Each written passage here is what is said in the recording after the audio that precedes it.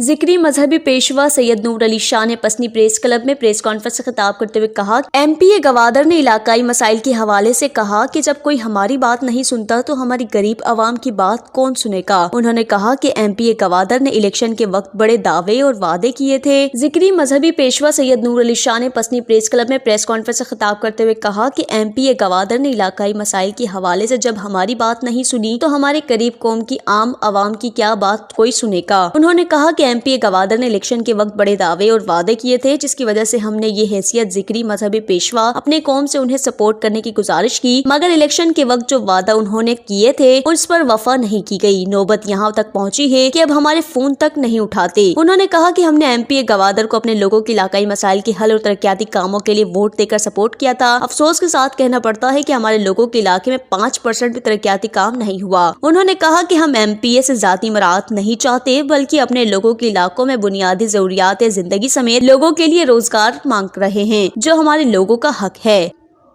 وش news Pasni.